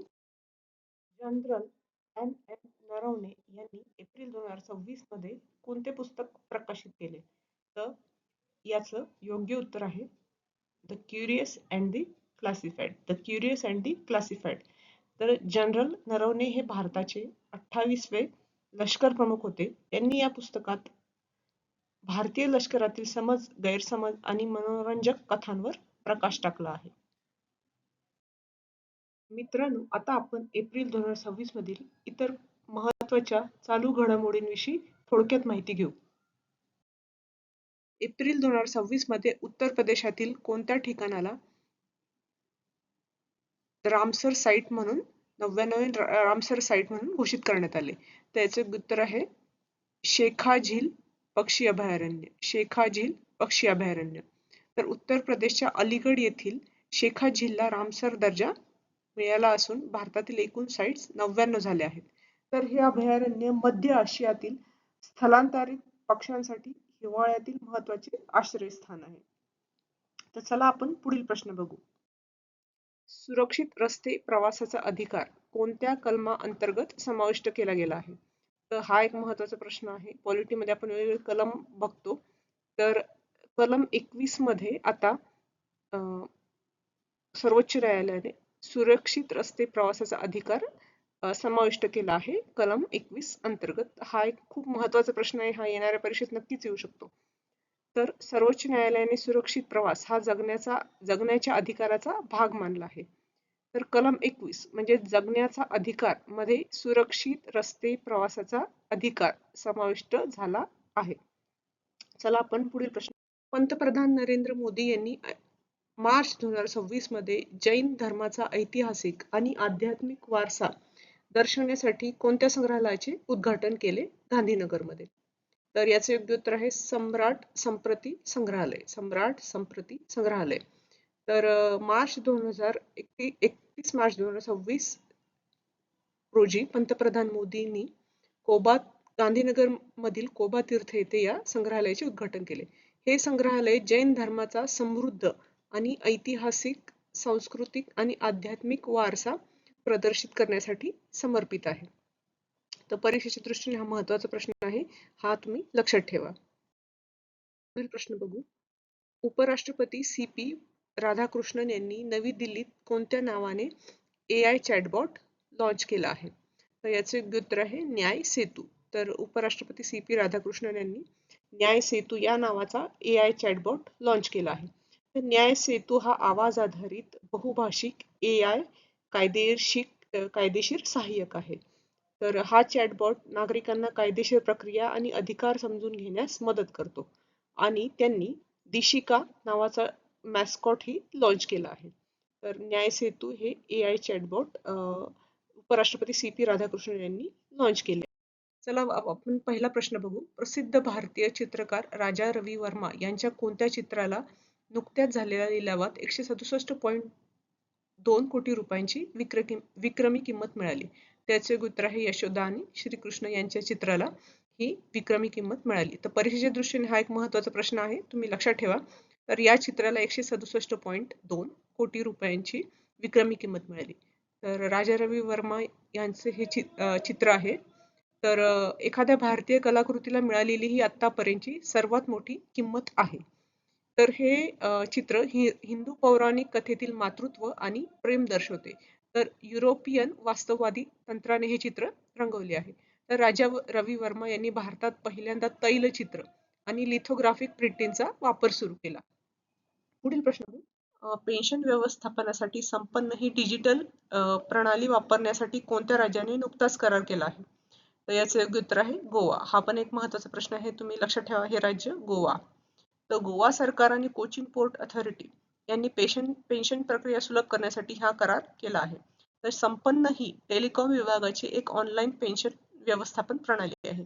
यामुळे पेन्शन धारकांना पारदर्शक, जलद आणि जलद सेवा मिळण्यास मदत होईल. पुढील प्रश्न बघू. इस्रोने गगनयान मोहिमेसाठी अंतराळवीरांची चाचणी घेण्यासाठी लडाखमध्ये कोणती मोहीम राबवली? तर याचे योग्य उत्तर आहे मिशन मित्रा. तर हा एक प्रश्न परीक्षेच्या दृष्टीने महत्त्वाचा आहे. मिशन मित्र कशाशी संबंधित आहे, तर हे तुम्ही लक्षात ठेवा. तर मिशन मित्रा ही मोहीम 2 ते 9 एप्रिल 2026 दरम्यान लेह लडाख येथे राबवण्यात आली. यामध्ये गगनयानसाठी निवडल्या गेलेल्या 4 अंतराळवीरांनी सहभाग घेतला होता. अत्यंत थंडी आणि कमी ऑक्सिजन असलेल्या वातावरणात मानवी तपासणी करणे हा याचा उद्देश होता. महाराष्ट्र एसटी बसचा प्रवास अधिक डिजिटल आणि सुलभ करण्यासाठी कोणत्या नवीन स्मार्ट कार्डचे लोकार्पण करण्यात आले आहे? तर याचे योग्य उत्तर आहे NCMC smart card. NCMC smart card.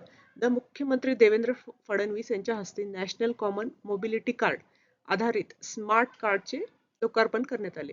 हे कार्ड आधार कार्डशी संलग्न आहे, ज्यामुळे प्रवासातील सवलतींचा लाभ मिळवणे अधिक सोपे होईल. तर विद्यार्थी, ज्येष्ठ नागरिक, महिला आणि दिव्यांग अशा 31 सामाजिक घटकांना या कार्डचा फायदा होणार आहे. या एकाच कार्डमुळे एसटी सोबतच इतर सार्वजनिक वाहतूक व्यवस्थेतही प्रवास करणे सुलभ आणि पारदर्शक होईल. तर महाराष्ट्र एसटी बसचा प्रवास अधिक डिजिटल आणि सुलभ करण्यासाठी कोणत्या नवीन कार्डचे लोकार्पण करण्यात आले? तर याचा आहे NCMC स्मार्ट कार्ड. तर हा एक महत्त्वाचा प्रश्न आहे, हा परीक्षेत येऊ शकतो. NCMC स्मार्ट कार्ड कशाशी रिलेटेड आहे असा प्रश्न विचारला तर महाराष्ट्र एसटी बसचा प्रवास अधिक डिजिटल आणि सुलभ करण्यासाठी हे याचं उत्तर आहे. पुढील प्रश्न बघू. तर रिझर्व्ह बँक ऑफ इंडियाने एप्रिल 2026 मध्ये कोणत्या अपुऱ्या भांडवलामुळे महाराष्ट्रातील कोणत्या बँकेचा परवाना रद्द केला? याचे योग्य उत्तर आहे Shirpur merchants cooperative bank limited. Shirpur merchants cooperative bank limited. बँकेची आर्थिक स्थिती कमकुवत असल्यामुळे, भांडवल कमी असल्यामुळे 6 एप्रिल 2026 रोजी पासून ही बँक बंद करण्याचे आदेश देण्यात आले आहे. बँक बंद झाल्यानंतर प्रत्येक ठेवीदाराला DICGC कडून जास्तीत जास्त 5 लाख रुपयांचा विमा दावा मिळू शकेल. दिव्यांगासाठी ब्रेल लिपी आणि सांकेतिक भाषा सेवा देणारे भारतातील पहिले प्रादेशिक पासपोर्ट कार्यालय कोणते बनले आहे? त्याचे उत्तर आहे भोपाळ. तर मध्य प्रदेशातील भोपाळ येथील पासपोर्ट कार्यालय अशा प्रकारची देणारी देशातील पहिले कार्यालय बनले आहे, जे दिव्यांगासाठी ब्रेल लिपी आणि सांकेतिक भाषाची सेवा देते. येथे दृष्टीहीन व्यक्तींसाठी ब्रेल लिपीत माहिती पुस्तिका आणि मूकबधिरांसाठी सांकेतिक भाषेतील व्हिडिओ उपलब्ध करून दिले आहे. तर अर्जाची प्रक्रिया सुलभ व्हावी आणि सर्वांना समान सेवा मिळावी हा यामागचा उद्देश आहे. चला आपण पुढील प्रश्न बघू.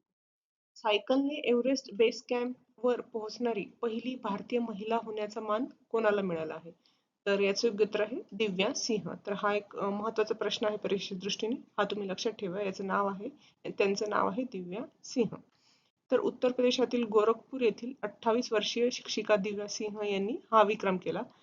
त्यांनी नेपाळमधील काठमांडू ते एव्हरेस्ट बेस कॅम्प हा प्रवास 14 दिवसात सायकलने पूर्ण केला. तर दिव्या सिंह ही सायकलने एव्हरेस्ट बेस कॅम्पवर पोहोचणारी पहिली भारतीय महिला आणि जागतिक स्तरावरील दुसरी भारतीय महिला ठरली आहे. पुढील प्रश्न एप्रिल 2026 मध्ये कोणत्या राज्य सरकारने कर्करोग हा अधिसूचित आजार म्हणजेच नोटिफाईड डिसीज म्हणून घोषित केला आहे? त्याचे योग्य उत्तर आहे तेलंगणा. तर तेलंगणा सरकारने कर्करोगाच्या अचूक नोंद ठेवण्यासाठी उत्तम नियोजन करण्यासाठी हा निर्णय घेतला आहे. तर यामुळे राज्यातील सर्व कर्करोग प्रकरणांची माहिती सरकारला देणे रुग्णालयांना बंधनकारक असेल. यासाठी हैदराबाद येथील मेहदी नवाज जंग इन्स्टिट्यूटला सेंटर ऑफ एक्सलन्स म्हणून नियुक्त केले आहे. पुढील प्रश्न बघू. जम्मू आणि काश्मीर मधील कोणत्या जिल्ह्यात भूकंपीय वेधशाळा सिस्मोलॉजिकल ऑब्झर्वेटरी स्थापन केली जाणार आहे? तर याचे योग्य उत्तर आहे किश्तवार. तर केंद्रीय मंत्री डॉक्टर जितेंद्र सिंह यांनी किश्तवारमध्ये भूकंपीय वेधशाळा आणि डोडा जिल्ह्यात डॉपलर हवामान रडार बसवण्याची घोषणा केली आहे. यामुळे हिमालयीन क्षेत्रातील भूकंपाचे अचूक निरीक्षण करणे आणि हवामानाचा अंदाज वर्तवणे सोपे होईल. तर पुढील प्रश्न आपण बघू. उपराष्ट्रपती सी.पी. राधाकृष्णन यांनी नुकतीच कोणत्या भाषेच्या भारताच्या संविधानाची अद्ययावत आवृत्ती प्रसिद्ध केली आहे? त्याचे योग्य उत्तर आहे सिंधी भाषा. तर उपराष्ट्रपतींनी 10 एप्रिल 2026 रोजी सिंधी भाषा दिनानिमित्त ही आवृत्ती प्रसिद्ध केली. हे संविधान देवनागरी आणि पर्शियन अशा दोन्ही लिपींमध्ये उपलब्ध करून देण्यात आले आहे. तर संविधानातील तरतुदी नागरिकांना त्यांच्या मातृभाषेत समजाव्यात या मागचा उद्देश आहे. तर याचे योग्य उत्तर आहे सिंधी भाषा. पुढील प्रश्न बघू.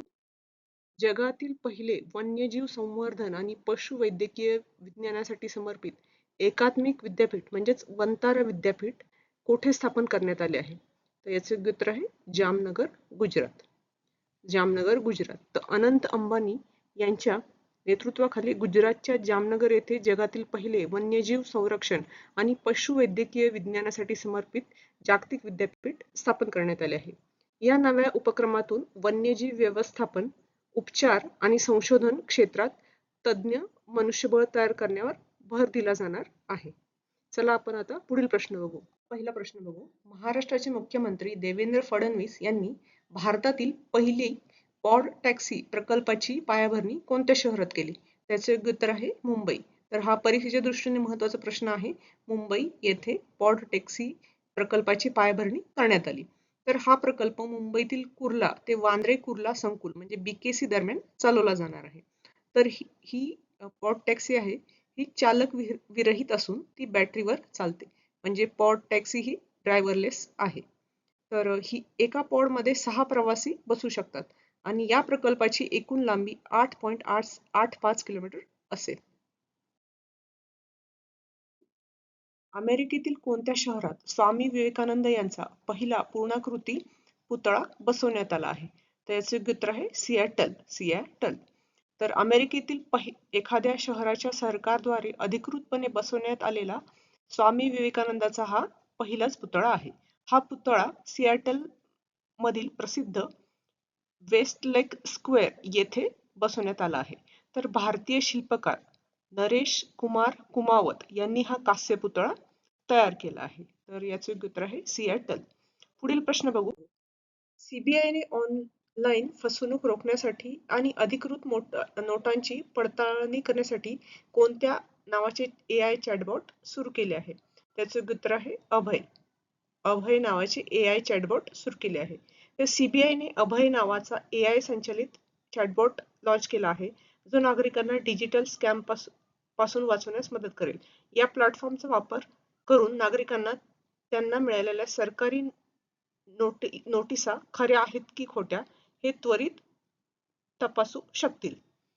याचे उद्घाटन सर्वोच्च न्यायालयाचे न्यायमूर्ती सूर्यकांत यांच्या हस्ते करण्यात आले. तर AI चॅटबॉटचे नाव आहे अभय. चला आता आपण पुढील प्रश्न बघू. एप्रिल 2026 मध्ये कोणत्या देशाचे चान्सलर ख्रिश्चियन स्टॉकर भारताच्या अधिकृत दौऱ्यावर आले आहेत? त्याचे उत्तर आहे ऑस्ट्रिया. ऑस्ट्रिया. तर 42 वर्षानंतर ऑस्ट्रियाच्या चान्सलरचा हा पहिलाच भारत दौरा आहे. या दौऱ्यात भारत आणि ऑस्ट्रियामध्ये संरक्षण, व्यापार आणि अन्न सुरक्षा यासारख्या क्षेत्रात महत्त्वाचे करार झाले. बघू. तर भारताचे पहिले पेट्रोग्लिफ कन्झर्वेशन पार्क कोठे उभारले जाणार आहे? तर याचे योग्य उत्तर आहे लडाख. लडाख हे याचे योग्य उत्तर आहे. तर लडाखचे उपराज्यपाल विनय कुमार सक्सेना यांनी सिंधू नदीच्या काठावर लेह येथे या उद्यानाची पायाभरणी केली. जगभरातील पर्यटनामुळे धोक्यात आलेल्या प्राचीन खडक कोरीव कामांचे म्हणजे पेट्रोग्लिफचे जतन करणे हे याचे मुख्य उद्दिष्ट आहे. तर या पार्कमध्ये लडाखमधील विविध ठिकाणाचे प्राचीन कोरीव खडक हलवून सुरक्षित ठिकाणी ठेवले जातील. तर याचे योग्य उत्तर आहे पेट्रोग्लिफ कन्झर्वेशन पार्क हे लडाख येथे उभारले जाणार आहे. चला आता आपण पुढील प्रश्न बघू. 2026 साठी युनेस्कोने कोणत्या शहराला वर्ल्ड बुक कॅपिटल म्हणून घोषित केले आहे? तर युनेस्कोने 2026 साठी कोणत्या शहराला वर्ल्ड बुक कॅपिटल म्हणून घोषित केले आहे? त्याचे योग्य उत्तर आहे रबात. रबात या शहराला वर्ल्ड बुक कॅपिटल म्हणून घोषित केले आहे. तर मोरोक्को मधील रबात हे शहर 2026 या सालासाठी जागतिक पुस्तक राजधानी असेल. साक्षरता वाढवणे आणि पुस्तकांचा प्रसार करणे हे या उपक्रमाच्या मुख्य उद्दिष्ट आहे. चला आता आपण पुढील प्रश्न बघू. आरबीआयने 2026 मध्ये कोणत्या पेमेंट बँकेचा परवाना रद्द केला आहे? आरबीआयने एप्रिल 2026 मध्ये कोणत्या पेमेंट बँकेचा परवाना रद्द केला आहे? तर याचे योग्य उत्तर आहे पेटीएम पेमेंट बँक. तर नियमांचे पालन न केल्यामुळे आरबीआयने पेटीएम पेमेंट बँकचा परवाना रद्द केला आहे. तर 24 एप्रिल 2026 पासून तिचे कामकाज बंद झाले आहे. चला आपण पुढील प्रश्न बघू. एप्रिल 2026 मध्ये भारताने कोणत्या देशासोबत मुक्त व्यापार करार केला आहे? FTA करार म्हणजेच फ्री ट्रेड ॲग्रीमेंट केला आहे. तर याचे योग्य उत्तर आहे न्यूझीलंड. न्यूझीलंड हे याचे योग्य उत्तर आहे. हा एक महत्त्वाचा प्रश्न आहे, हा परीक्षेत येऊ शकतो. तर भारत आणि न्यूझीलंड यांच्यात मुक्त व्यापार करार झाला म्हणजे FTA फ्री ट्रेड ॲग्रीमेंट झाला. तर या करारामुळे भारताला न्यूझीलंडमध्ये 100% ड्युटी फ्री प्रवेश मिळणार आहे आणि यामुळे व्यापार आणि गुंतवणूक वाढेल. तर चला आपण पुढील प्रश्न बघू. एप्रिल 2026 मध्ये कोणता देश आंतरराष्ट्रीय सौर आघाडी म्हणजेच ISA आणि ग्लोबल बायोफ्युएल्स अलायन्स मध्ये सामील झाला आहे? तर याचे योग्य उत्तर आहे जॉर्डन. तर जॉर्डनने ISA म्हणजे आंतरराष्ट्रीय सौर आघाडी आणि ग्लोबल बायोफ्युएल्स अलायन्स म्हणजे GBA मध्ये प्रवेश केला आहे. तो 2030 पर्यंत 50% वीज अक्षय ऊर्जेतून निर्माण करण्याचे लक्ष्य ठेवतो. जॉर्डन हे याचं योग्य उत्तर आहे. तर हा एक महत्त्वाचा प्रश्न आहे. आंतरराष्ट्रीय सौर आघाडी आणि ग्लोबल बायोफ्युएल्स अलायन्स मध्ये जॉर्डन हा देश सामील झाला आहे. चला आपण पुढील प्रश्न बघू.